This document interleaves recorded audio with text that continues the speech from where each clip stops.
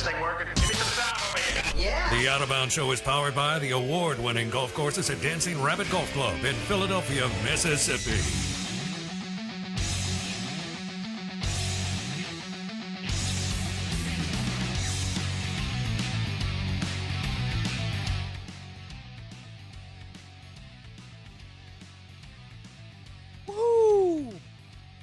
Hey, this is ESPN 105.9 The Zone, brought to you by the Men's Clinic in Madison, Dr. Mike Manning and Dr. Cliff Adams.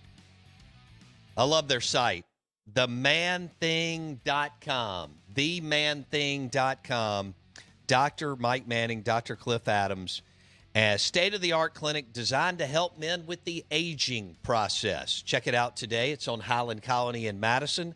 themanthing.com, and Dr. Mike Manning and Dr.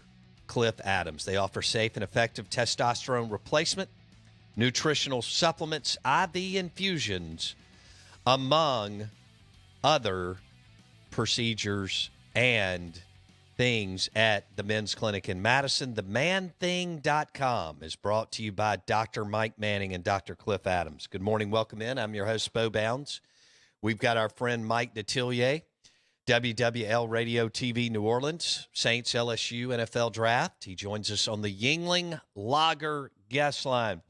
Mike D, I like Mark Ingram, and he's a good player. I'm surprised a veteran of 10, 11 years doesn't get to the stick on a play like that last night, which basically cost the Saints the game. Your thoughts? Not only does he not get to the sticks, he runs out of bounds. Stop the clock. Yeah. So listen, bad teams find a way to lose. Bottom line. And that's what you're dealing with this year. This isn't the first or the second or the third, kind of incident that just tells you it's a disconnect on this football team.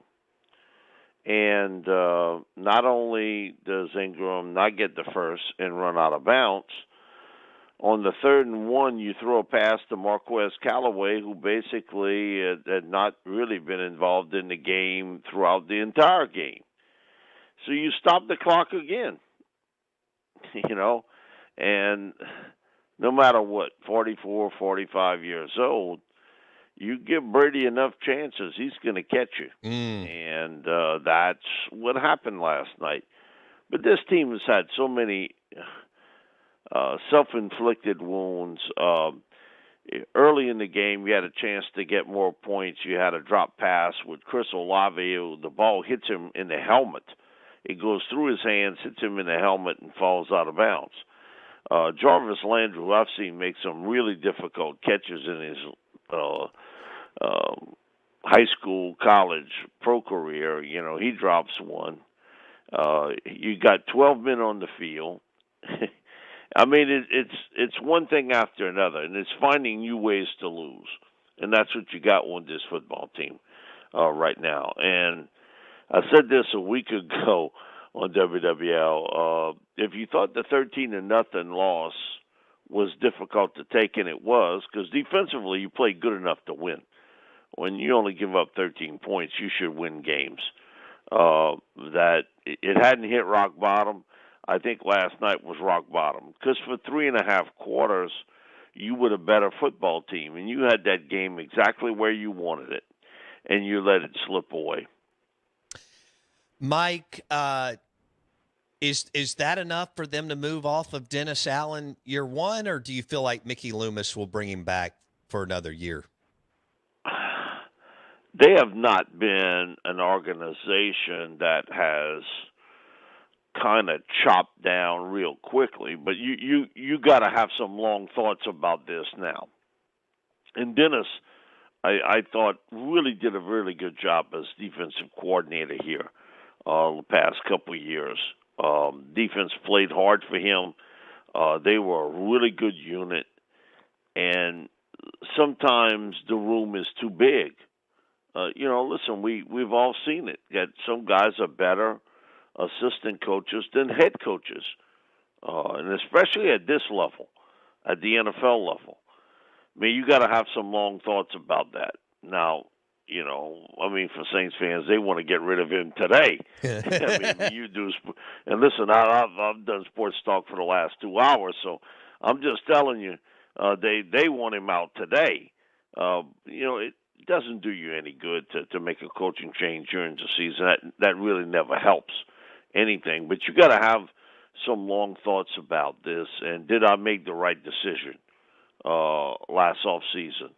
If you Mickey Loomis, did I make that right choice to bring in Dennis Allen? And I understood what he was trying to do. He was trying to keep continuity.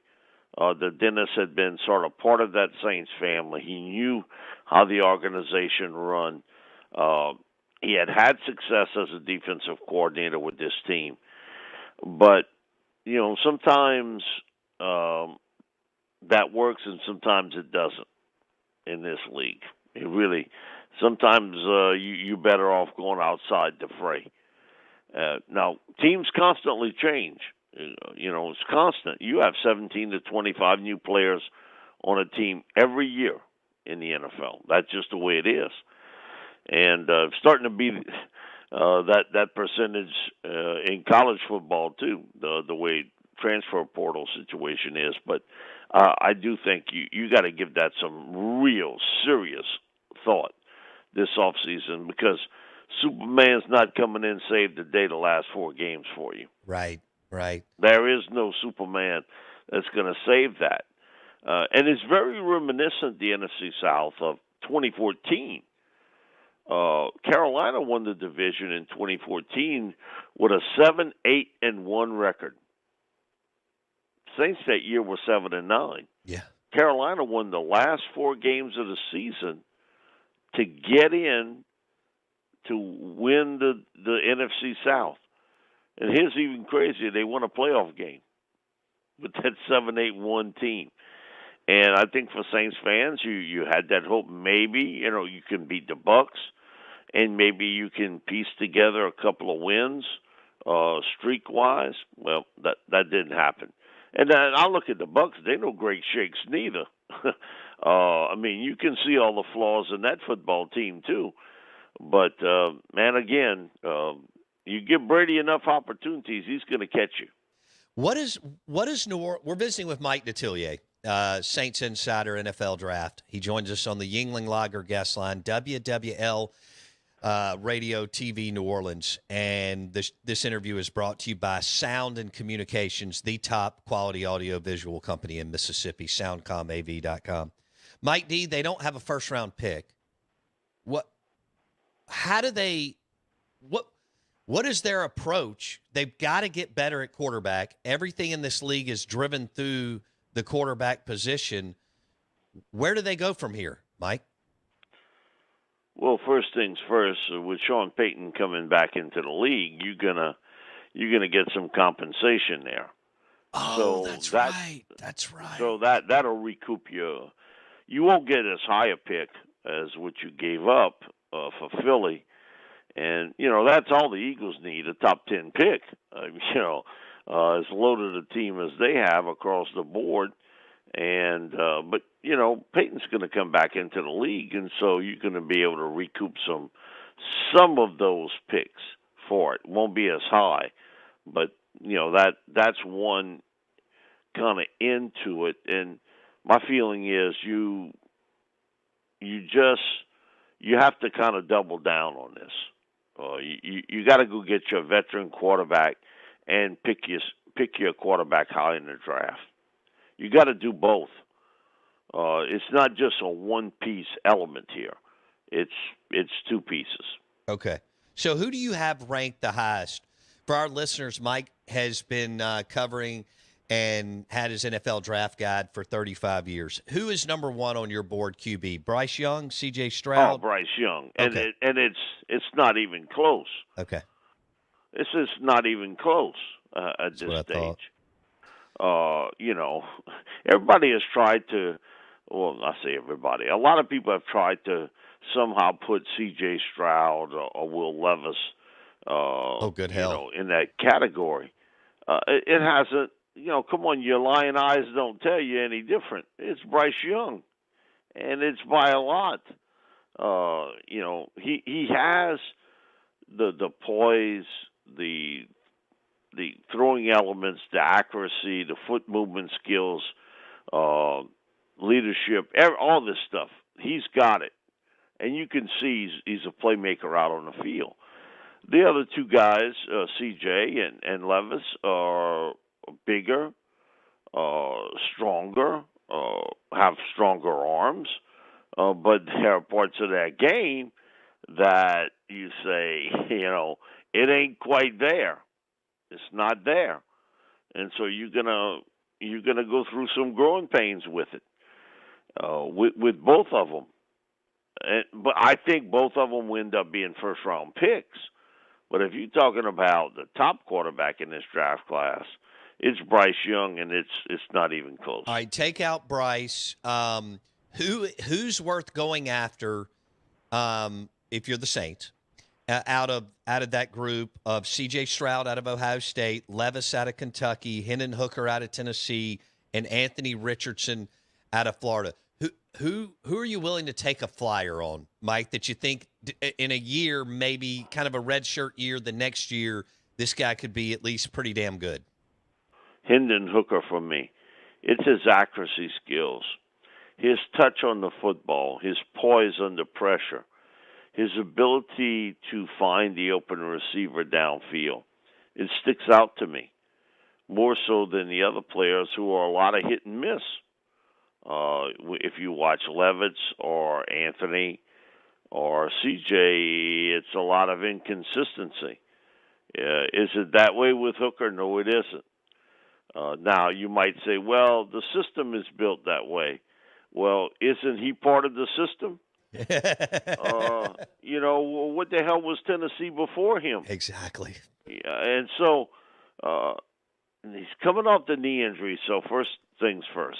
I got to go to my medical staff and say, hey, tell me when you think will be the earliest I can get him out on the field.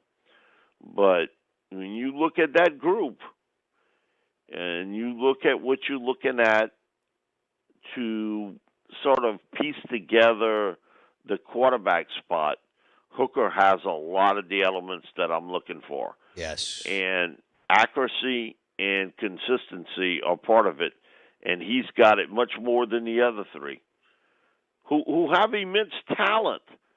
But sometimes talent isn't the only thing at that position. Just having arm strength doesn't mean a hill of beans when you break it all down. It really doesn't. You'd like to have that element, but that's not the biggest thing that you're looking for. You're looking for a guy who's poised, who's the five-star general out on the field. No doubt. Who's accurate, and who today can give you some movement skills. Because, man, the game has become much quicker, much faster than before. And Connor Brady's the last of the Mohicans, the guys that really don't move around much and can make it happen. He's sort of the last of the Mohicans that can get away with that. I agree with that. Mike Detillier on the Yuengling Lager guest line.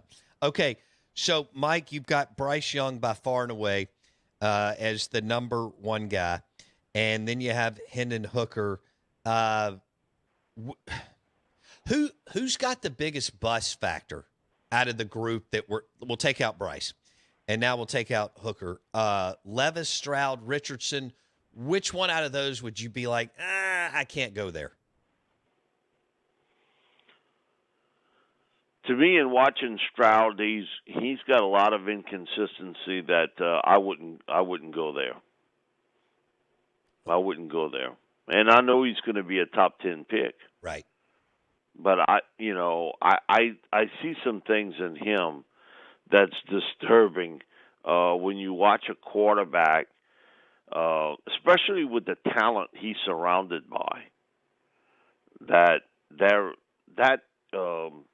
kind of ebb and flow, almost stock market type throwing, to me doesn't equate well in the NFL.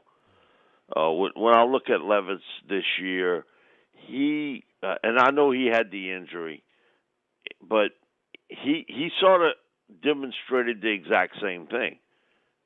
But I saw some pieces there that I think I could work with. Anthony Richardson, of all the guys, has the most physical talent. The most talent from a standpoint of size, arm strength, foot speed. He's got it. But there are some elements in his game with judgment. And some of that has to do is he hasn't started a lot of games in this league. Hasn't. And so there was some experience factors that you saw. And he would need the quarterback whisperer around him to kind of get some of the rough spots off of him. But, man, if you're talking about just pure talent, man, he's got it. He's got that wow factor about him. And you can see it very quickly. Mike Detillier on the Yuengling Lager guest line talking college quarterbacks to the NFL. Out of these five, Mike, do you expect, obviously Young and Stroud, Hooker, Richard, Levis, do you expect all five to go in the first round?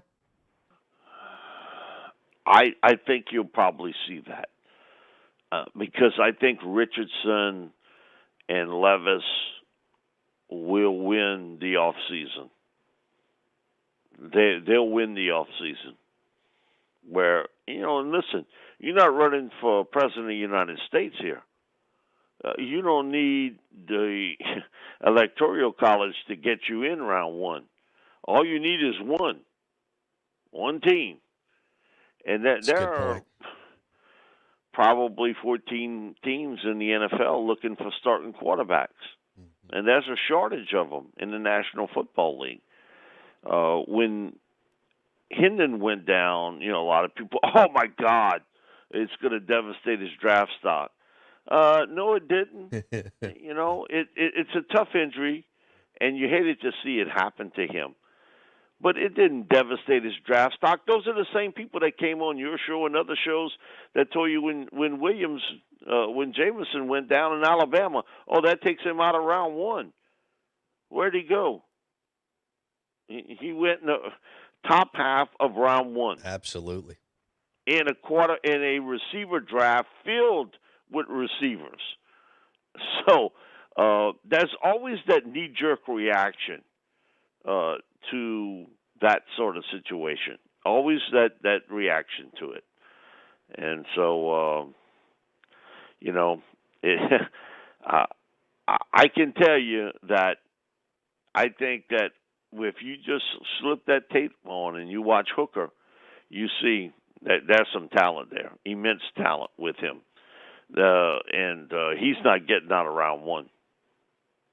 Mike Detillier, WWL Radio TV New Orleans. He joins us on the Yuengling Lager guest line talking NFL draft. How big of a swing and miss was it, in your opinion, Mike D., for Hendon Hooker not to be invited to New York as a Heisman finalist? Because I sure thought he should have. That's awful. That's awful. Absolutely awful. That he's not going to be there. That, in my opinion. Again, Heisman voters, you got some old guard people there. Oh, well, he went down to the injury. Oh, okay. Man, what more could you have asked him to do, to be honest with you? What more could you have asked him to do? It just goes to show, how this voting is so flawed in so many different ways that he's not there in New York. Really is. So it's absolutely terrible. You expect the Houston Texans, and I know they love to screw things up, but you expect the Houston Texans to take Bryce Young with the number one pick in the draft?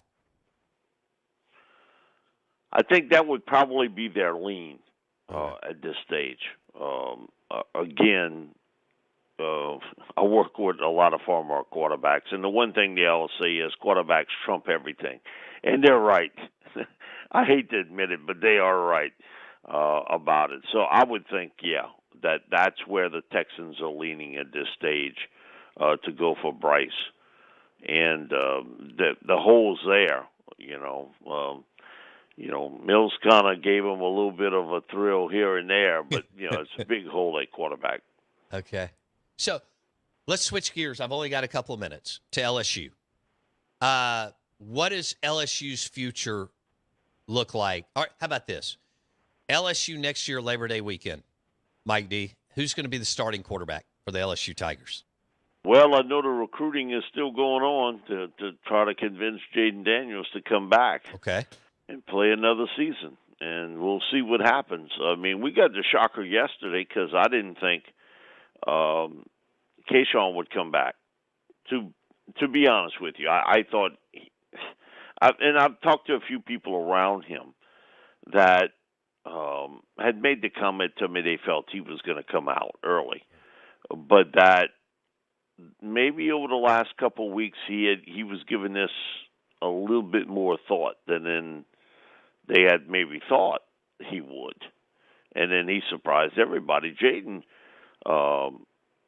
is talented. He will not be a top round pick, meaning he won't be a first or second round pick. He's got to make up that big choice, and I think he's the biggest recruit right now for Brian Kelly to bring back. I don't think there's any question about it. So if it's not him, then it'll be quite a battle between Nussmeier and Walker Howard. Wow. It's going to be quite a battle because I think if you're looking at just talent on the hoof, Walker Howard, it looks to be that guy. But, you saw Garrett and you saw some of the throws he made. And you walk away saying, hey, that's pretty impressive. He's not your typical LSU quarterback at a pass. He's barely over 6 foot tall. He's got a bit of a gunslinger personality, which he doesn't like me to say, but, I told him, what more you want me to tell you? That's the truth. That's how he plays the game. And we sort of joke about it between us, but man, he's got some genetics there. He understands how to play this game at a high level, and he can put a ball in a tight window. So if he doesn't play at LSU, he's going to play somewhere else. But Walker Howard's the guy that I think if you really put Brian in the lie detector machine, you would say, man, that guy's impressive. When all of them came to Manning, and it was Miles, Garrett, Jaden, and Walker, and they threw that Saturday morning, if you were just a casual observer, you said, man, of the four guys, that Walker Howard looks the best of the four. Gotcha. We'll leave it there. Mike Detillier, at Mike Detillier on Twitter, WWL Radio TV New Orleans. Thanks, Mike D. Appreciate it, buddy. Thank you. Mike D. on the Yuengling Lager guest line. His interview is always brought to you by Sound and Communications. Top quality audio and visual. Top quality audio and visual, including video conference room design, lighting, nurse call, critical communication, PA systems powered by SoundComAV.com. That's Sound and Communications.